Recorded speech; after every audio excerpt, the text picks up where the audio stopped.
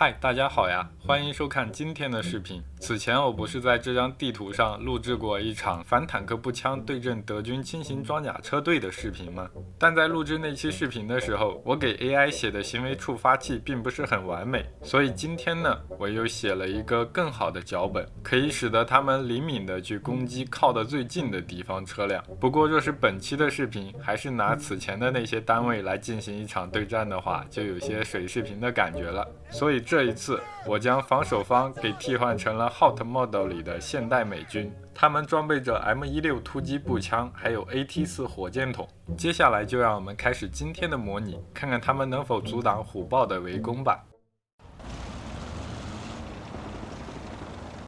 好嘞，这边最先与敌方接触的呢，是我这个连体阵地里的守军。他们开局就将手中的 AT4 全部打在了这个最具威胁的豹士身上，他很快就失控，一头扎在了路边。而其身后的这台3号突击炮呢，也是挨了一发致命的攻击。在2台最强力的战车陨落的同时呢，旁边这台被缴获的潘哈德装甲车也是在我们没有注意到的情况下就被击毁了。由于 AT4 是一次性的火箭筒，所以在第一波的冲突过后，我们可以看到防守方的战壕里是扔了一大堆的这个玩意儿。这也就是说，后面若是再有坦克来袭的话，守军的反装甲火力就不会像第一波的时候那么强大了。届时只有少数扛着可重复装填的 M67无后坐力炮的士兵拥有反战车的能力。接下来我们将视角给到从工厂宿舍区接近的德军装甲部队，他们拥有我们本局中最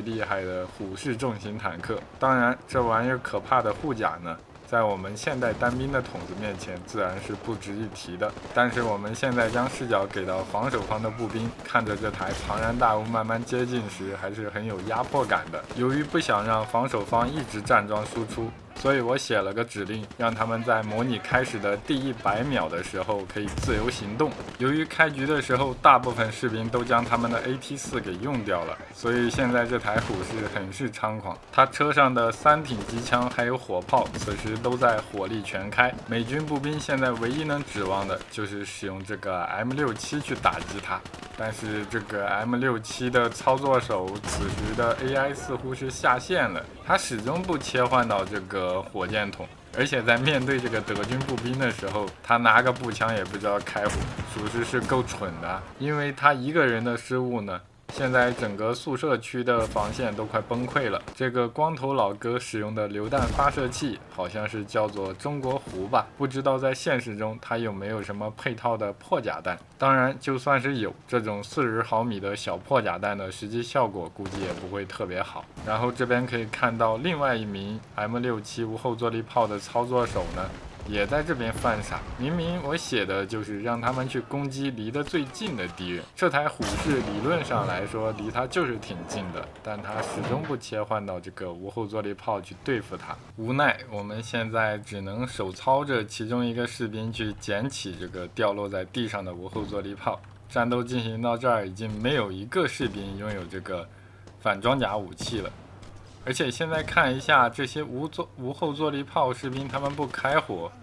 似乎是因为他们这个背包里的弹药也是会消耗的。然后这里这个虎式的机枪手也挺聪明的，优先把我这个扛着无后坐力炮的士兵给打掉了。这边我再命令一个机枪手把它捡起来，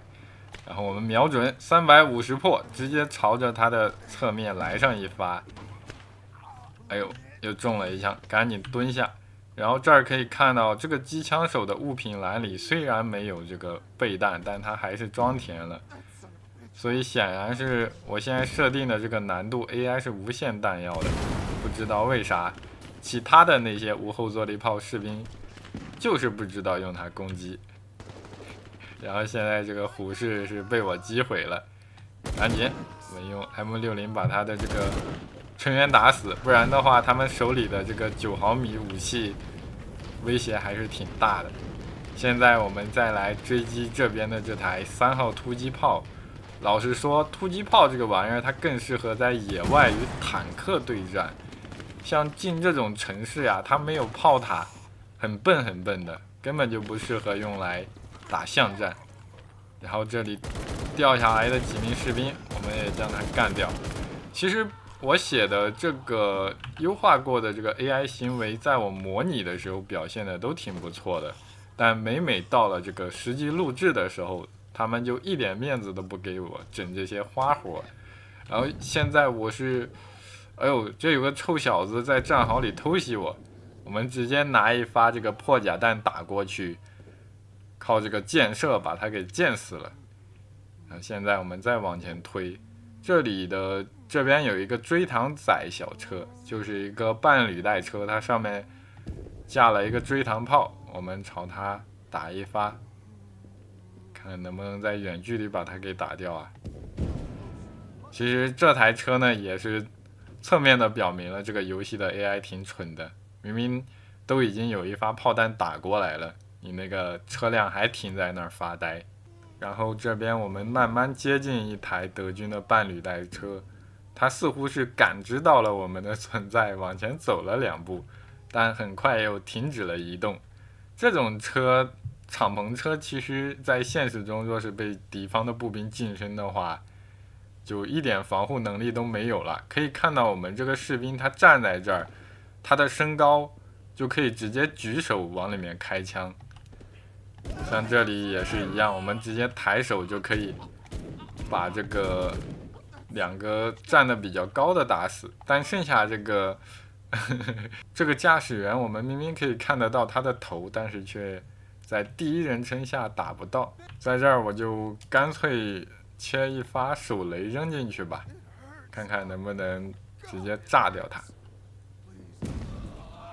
OK。这边一个喜感的穿模，然后敌方的这台车就被我们缴获了。现在我直接操作这个机枪手来开它。此前的视频下面就有很多粉丝留言说想看我亲自手操，所以这一次是这个 AI 很不给力，导致我被迫来手操了。不知道有没有人会喜欢看我这种就是亲自操作一个单位的这种视角啊。估计像那种俯视角，就是上帝视角，很多人也已经看腻了。现在我们就开着这台轻型装甲车来扫荡战场上剩下的敌人。这装甲车虽然装甲不厚，但是挡一挡这个步兵的 98K 还是没什么问题的。而且它上面是一支这个 MG34，我可以用它这个强力的机枪，轻松的干掉剩下的这些敌人。还想跑，当然如果现实中的话，这样贸然的去接近德军步兵也是挺危险的。万一他像我刚才一样，将一根长柄手雷丢进我这个斗里的话，那当场就要记了。然后现在还剩下最后一台半履带车，它的 AI 在厂房那边卡了半天，现在是终于找到路了。它的上面跟我们是一样，一挺 MG34，而且有个小的炮盾。但是我们直接打呢，是可以把他的枪手打死的，因为他这个脑袋还是露了个边出来。现在我们开过去撞他，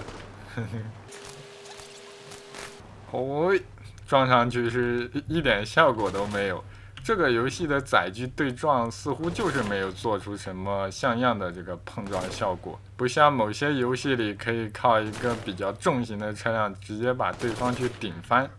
然后现在我们再一次故技重施，这台车它上面虽然加了个篷布，但是从这个角度似乎还是可以将手雷扔进去的。我们试一下，看看能不能把这个驾驶员炸出来。OK， 又是一个喜感的穿模，然后这最后一个敌人也就被干掉了。我们现在战场上还幸存到的士兵，从左下角的这个 UI 可以看到只剩下4个人了。但是我在此前的模拟中，就是完全无手操的情况下，他们也只是损失了20人不到就把敌方给歼灭了。由此可见，我们每期对决结果的不确定性还是挺高的。好了，今天的电子榨菜到这儿就结束了。如果您喜欢这个视频的话，还请多多3连。我们下期视频再见。